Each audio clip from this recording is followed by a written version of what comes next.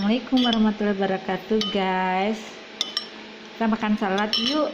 Pagi-pagi, selamat pagi. Biar cantik-cantik kayak mojang priangan anu garelis because makan lalat alias salad kata orang Eropa. Ini bumbu salad udah ditambah air dan minyak zaitun. Nah, minyak zaitun itu salah satu minyak yang mengandung asam lemak tak jenuh, bahkan tak jenuh ganda atau polyunsaturated fatty acid. Ya, minyak itu kalau cair pada suhu kamar ya, temperatur ruang atau suhu kamar 25 derajat Celcius sekitar segitu. Itu kalau cair ya, trigliserida cair namanya oil atau minyak. Kalau padat berarti lemak atau fat. Mereka itu termasuk lipid sederhana ya, yang strukturnya adalah atau merupakan trigliserida atau triasil gliserol ya. Ada senyawa gliserol di mana gugus OH-nya ada 3 di C1, C2, C3 atau karbon 1, karbon 2, karbon 3. Dan di ikatan OH itu mengikat gugus karboksilat dari asam karboksilat yang menjadi asam lemak menjadi masing-masing asil ya, atau ester atau triester gliserol atau triasil gliserol, karena asam lemaknya pun ada 3. Asam lemaknya masing-masing dari C1, 2, 3 itu boleh bisa sama, bisa berbeda-beda ya. Begitu yang ada di alam ciptaan Allah Subhanahu wa taala. Oke, sudah clear ya. Jadi lipida itu atau lipid bahasa Inggrisnya itu ada lipid sederhana, lipid majemuk, turunan lipid ya. Kemudian juga dikenal ada wax atau lilin ya, atau malam. Nah, begitu. Kemudian ada lipid majemuk ya.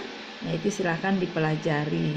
Nah, ada juga istilah kolesterol. Kolesterol itu bagian dari lipid ya.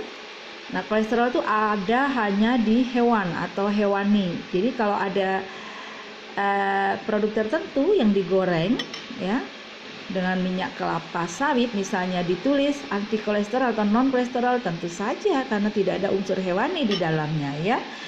Jadi ya anggap aja itu informasi positif ya. Jangan sampai itu merupakan pembodohan publik begitu ya. Karena publik itu takut kolesterol begitu ya. Nah, kolesterol dengan berikatan dengan asam lemak jenuh. Tadi kan ini tak jenuh nih, tak jenuh ganda. Asam lemak jenuh ya, ikatannya ada ester di sana, maka disebut kolesterol ester. Itu merupakan satu contoh wax ya, dan itu yang membuat kaku-kaku atau sel-sel itu kurang fluiditasnya ya, karena membran sel itu kurang fluiditasnya sehingga gitu kan. Jadi kebayang kalau selang itu kan lama-lama kalau teroksidasi getas gitu ya kata orang Jawa, jadi mudah retak, mudah patah ya, mudah pecah. Sehingga contoh pembuluh darah kita itu apabila ada tumpukan-tumpukan plak-plak macam itu, antara lain adalah kolesterol ester, itu juga akan mudah pecah, mudah rusak, mudah ruptur atau mudah rupture ya. Sehingga bahkan dikoreksi dengan stent atau ring kalau ada di sekitar jantung yang membuat penyakit jantung koroner, itu belum tentu berhasil, bahkan harus dipotong, dilakukan bypass ya, dan juga belum tentu berhasil ya. Karena ada juga pasien yang masih saudara akut itu di ring nggak bisa gitu, terus akibatnya ya bypass ya, alhamdulillah sukses ya. Bypass ya gimana ya, dipotong dikasih yang diambilkan dari sekitar paha seperti itu, disambungkan lagi itu, lalu jantungnya dikembalikan fungsinya, tadi di backup dengan atau diganti dengan mesin ya pada saat operasi bypass tersebut. Kebayangkan itu gitu. Oleh karena itu kita sadar untuk makan begini ya, sayur-sayuran yang mengandung antioksidan. Kemudian mengapa harus dilarutkan dalam minyak? Karena kalau ada zat yang larut dalam non polar atau lipid atau minyak ya atau lemak itu mudah diekstrak di sini sehingga membantu pengunyahan kita, membantu pencernaan selanjutnya. Tapi dan ini ada literatur mengapa sayuran sering ditambahkan minyak ya, salah satunya untuk mengekstrak zat-zat yang larut di dalam minyak atau non polar ya. Kalau air kan polar, bahkan yang paling polar di dunia ini setahu saya loh ya, mungkin ada koreksi monggo. Begitu, apalagi dan dia sendiri ini ada tanaman-tanaman yang dirajang-rajang slice-slice kecil ini juga merupakan antioksidan juga. Jadi saya ulangi lagi, ini adalah bagian contoh dari PUFA ya, polyunsaturated fatty acid, asam lemak tak jenuh ganda ya, begitu. Jadi ini kita butuhkan. Rasulullah sendiri minum minyak zaitun setiap hari ya, selain sari kurma yang merupakan antioksidan juga. Nah, mau cerita apa lagi ya? Jadi cerita kimia lipida ya, sedikit demi sedikit. Oh iya, untuk lipid yang contohnya tadi lemak, yaitu tersusun atas asam lemak jenuh semuanya. Jadinya rapat banget itu strukturnya ya, antara asam lemak jenuh satu dengan lainnya. Nah, rapat banget ya secara ini wujud ya, fisiknya pada suhu kamar merupakan padatan. Sebaliknya kalau asam lemak tak jenuh yang menyusunnya atau tak jenuh ganda itu berupa cairan atau oil ya. Jadi beda loh ya, lipid itu bukan lemak ya, lemak bagian dari lipid, lemak bahasa Inggrisnya fat ya, yaitu yang padat yang cair oil, itu bagian dari triglyceride atau triglycerida atau triacylglycerol atau triester gliserol, dan itu merupakan lipid sederhana ya. Kemudian lipid sederhana adalah bagian dari lipid, bahasa Inggrisnya lipid, bahasa Indonesianya lipida. Sekali lagi, lipid is not only fat ya, fat is one of lipids. Understand ya? Baiklah. Sekarang apa hubungannya asam karboksilat dan asam lemak? Asam lemak adalah merupakan asam karboksilat yang ada literatur mengatakan minimum 3 karbon. Jadi asam propanoat atau asam propanoat atau propanoic acid ya. Jadi bukan asam lemak. Kita tahu dong kalau karboksilat, gugus karboksilat berikatan dengan gugus OH membentuk ester bukan ya, atau membentuk asil. Nah, itulah namanya disebut triacylglycerol atau triester gliserol ya, antara gliserol dengan asam lemak. Nah, itulah membentuk trigliserida. Jadi kalau Anda melihat hasil dari lab patologi klinik ya, dilihat kolesterol total berapa, di sana juga ada TG atau trigliserida atau triglyceride. Kadang-kadang juga TAG, kalau ada buku-buku tentang biochemistry menulisnya TAG atau triacylglycerol. Kadang-kadang juga TG atau triglycerida atau triglyceride. Baiklah, udah clear bukan? Ya, nggak boleh salah lagi. Kita sama-sama belajar ya, sambil kita makan dan mati. Oh, penting lagi nih. Dalam asam lemak tak jenuh ganda itu Allah menciptakan, subhanallah ya, masya Allah. Pada umumnya kita ketahui bahwa ikatan rangkap dua yang merupakan tak jenuh itu satu dengan yang lainnya. Kalau more than one berarti itu ganda ya, atau poli. Jadi alkenanya enanya 1 kalau kata orang kimia. Kalau enanya 2 lebih dari 1 udah polyena ya.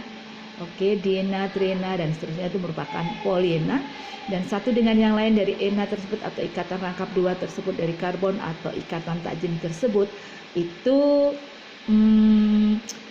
beda 3 karbon ya, atau diselingi sama dengan diselingi 1 gugus etilen atau CH2. Begitu ya. Dan juga ada istilah lain untuk penamaan PUFA, itu ada omega 3, omega 6, omega 9 ya. Guys, jangan salah itu ya. Jadi omega 3, omega 6 maupun omega 9 adalah salah satu cara menamai asam lemak. Apa itu maksudnya? Omega 3 itu sama dengan N kecil minus 3, N minus 3. Omega 6 sama dengan N minus 6, omega 9 sama dengan N minus 9. Lalu apa namanya? N di situ adalah karbon yang terakhir. Jadi kalau misalnya asam lemak dengan rantai karbon atau karbonnya sebanyak 22 misalnya, berarti N kecilnya 22 ya. Kalau N kecilnya 22, nah N minus 3 misalnya, berarti ada di 22 minus 3, ada di C nomor 9 lah adanya ikatan rangkap 2 yang terakhir gitu. Kalau N minus 6 berarti misalnya 22 minus 6 berapa tadi? 16. Nah, berarti C16 itulah ada ikatan rangkap 2 yang terakhir gitu. Jadi terakhir ada yang awal dong. Oh iya, namanya juga polyena atau polyunsaturated fatty acid ya, atau tak jenuh ganda ya. Oke. Nah, kalau yang N-9 atau omega 9 itu berarti ada di C-nya 22 minus 9 itu 13, ada di C nomor 13 lah ikatan rangkap 2 yang terakhir. Nah, bagaimana ikatan rangkap 2 sebelum yang terakhir? Itu jangan lupa selalu diselingi 3 karbon. Contoh, kalau tadi 19, berarti ikatan rangkap sebelumnya yaitu 16 gitu.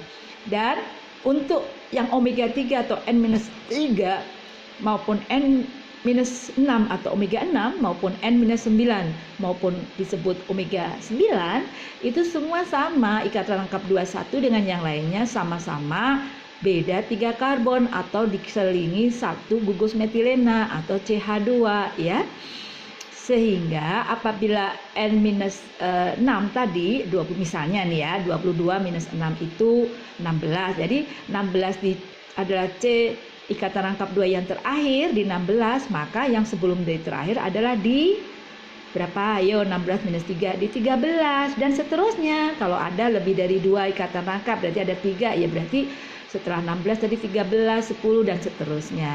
Dimana nanti setelah kita tandai itu baru kita sebut itu asam ya, suatu asam karboksilat dengan ikatan rangkap 2-nya di C nomor kita sebutkan dari nomor bawah. Misalnya tadi 19, 16, 13 ya. Jadi kita sebutkannya dari 13, 16, 19. Misalnya 3 ikatan rangkap triena gitu. Nanti sambil dibuka-buka ya internetnya untuk bagaimana tata nama atau menamai asam lemak tak jenuh ganda atau polyena. Kadang-kadang mereka menambahkan lagi tanda delta di atasnya apostrof begitu. Superscript begitu, ada misalnya 13, 16, 19 itu artinya ikatan rangkap 2-nya di 13, 16, 19. Bahkan ada ditambahi T kecil, itu artinya trans. Ditambahin kadang-kadang C kecil, itu artinya cis gitu. Kadang-kadang ada tanda-tanda lain, Z besar, itu artinya zusamen gitu ya. Kemudian ada juga tandanya E besar ya, Enjeken gitu ya. Aku tidak terlalu pintar bahasa Jerman ini. Oke, jadi itu penamaan asam lemak tak jenuh ganda. Begitu juga yang omega 9 ya, berarti ikatan rangkap 2 terakhirnya ada di misalnya tadi 22 minus 9 itu berapa? 13 ya, setelah 13 10, setelah 10 3 gitu kalau misalnya ada 3 ikatan rangkap. Jadi jangan sampai keliru ya gitu. Itu tata nama dalam asam lemak tak jenuh ganda itu. Dan masih banyak lagi ilmunya yang belum diungkapkan di sini, tapi setidaknya kan saya memberikan ini untuk clue-clue belajar lebih lanjut. Nah, kalau asam lemak tak jenuh itu dihidrogenasi ya, diadisi dengan hidrogen atau dihidrogenasi itu akan membentuk asam lemak jenuh ya. Contoh dari suatu minyak gitu ya, itu kemudian dihidrogenasi menjadi margarin. Nah, yang tadinya cair menjadi padat ya. Jadi yang tadinya oil menjadi fat ya, gurih sih gitu. Tapi itu tentunya lebih berbahaya. Hanya ditambahkan vitamin-vitamin di sana sukaan ya, sambil untuk mewarnai juga untuk pengawet, misalnya vitamin A, vitamin E begitu ya. Kebetulan vitamin A, vitamin E kan memang larut di dalam lipid ya, larut di dalam lemak, larut di dalam minyak larut di dalam yang non polar begitu. Itu kalau margarin. Kalau yang mentega ya, mentega itu atau butter itu adalah dari hewani ya, begitu. Jadi ya banyak-banyaklah makan yang tak jenuh, apalagi tak jenuh ganda, jangan sebaliknya yang jenuh-jenuh walaupun gurih ya. Begitu ya guys, mudah-mudahan bermanfaat ya. Ikutin di di YouTubeku, yang ini YouTube sebagai ibu rumah tangga lah. Kalau aku ada pelajaran atau belajar sedikit-sedikit saya share gitu, karena aku ada YouTube yang official sebagai konsultan yang lebih formal ya. Mungkin juga saya akan potong-potong atau saya akan membuat seperti ini yang lebih rileks, tapi tentang IP atau intellectual property atau kekayaan intelektual ya, tentang paten, merek, hak cipta, desain industri, desain tata letak sirkuit terpadu, indikasi geografis, rahasia dagang dan yang terkaitnya ya, insya Allah. Dan juga di YouTube pribadi aku senang cerita tentang rumah tangga, tentang makanan, tentang anak, tentang pendidikan, permainan ya yang enak-enak, yang asik-asik, yang menghibur, tentang sosial sekitar kita, apa yang kita jumpai, lalu seharusnya bagaimana menurut pendapatku dan pengalamanku. Dan tentunya saya juga ingin merubah semuanya lebih baik, karena kita harus sebagai pengubah ya, kita sebagai edukator ya, kita sebagai khalifah ya, insya Allah. Dan kita harus bersama-sama, tidak bisa sendiri apapun ya, semua harus bersama-sama, saling mengisi, saling menghormati, saling menghargai, saling memberi kepercayaan, dan jangan sekali-sekali menjadi penjahat. Na'udzubillah min dzalik. Mohon maaf ya, karena aku tidak sedikit menghadapi yang tipe-tipe seperti itu, sehingga pengalaman hidupku juga aku share ya. Dunia ini tidak manis-manis saja ya, yang pahit lebih banyak, kalau ada manisnya itu bonus ya. Hari ini kita beli semuanya, kalau ada yang gratis itu bonus, saudara-saudara guys, begitu ya. Oke, terima kasih ya guys. Ayo kita melanjutkan lagi aktivitas kita. Assalamualaikum warahmatullahi wabarakatuh. Kita coba makan, yuk, biar enak semuanya. Bismillahirrahmanirrahim. Allahumma barik lana fima razaqtana wa qina adzabannar. Jangan lupa kalau sudah makan, alhamdulillahilladzi at'amani wa saqani wa ja'alani minal muslimin. Yuk bismillah. Enak sekali. Tangannya sudah bersih, nah cuci pakai sabun, dibelas air yang siap minum ya. Kita makan seperti lalap Sunda. Kalau makan yang mentah-mentah, mereka kan cantik-cantik ya, seger-seger, tampak muda, teluk yangge ya. Itu kuncinya ternyata makan lalap-lalap. Kalau bercanda, semua daun dimakan kecuali daun pintu. Daun telinga juga dimakan kan, orang Jawa juga daun telinga itu untuk apa ya? Untuk dikeropok atau dibakar lalu dibikin bumbu kikil gitu, bumbu atau pindang gitu yang pakai keluak kalau kata orang Jawa, kata orang sini keluak. Pokoknya sekeranjang pun habis saya ini ya kalau makan sayur, makan buah gitu ya. Begitu ya, antioksidannya banyak. Mengapa mereka menjadi anti aging ya, antioksidan ini? Ya. Salah satunya kalau belajar telomer itu yang ada di kromosom untuk menghambat pemendekan telomer. Setiap pembelahan sel, setiap proses penuaan itu terjadi pemendekan telomer ya. Dengan adanya antioksidan dihambat pemendekan yang lebih cepat itu ya, insya Allah begitulah. Yang saya baru belajar sedikit-sedikit pada teman-teman saya yang ahli di bidang itu. Saya mah belajar aja tugasnya, orang lain teman-teman saya pada ahli-ahli gitu. Itu ya. Lalu apa sih yang namanya antioksidan itu loh. Kenapa sih emang ada apa gitu harus diberi antioksidan ya? Karena kita membutuhkan oksigen untuk oksidasi biologis ya. Tubuh kita juga ya membutuhkan oksigen, maka efek sampingnya juga ada, yaitu membentuk oksiradikal bebas ya, atau free radikal bebas yang mengandung oksigen. Oke, lalu itu dapat diredamkan atau scavenge ya, terjadi scavenging dengan antioksidan begitu ya. Jadi ada prooksidatif dengan antioksidatif substance atau zat, yaitu ada di sayur-sayuran, buah-buahan, dan mungkin juga sudah dibuat secara sintetis ya, dari hasil ekstrak dan diisolasi, diketahui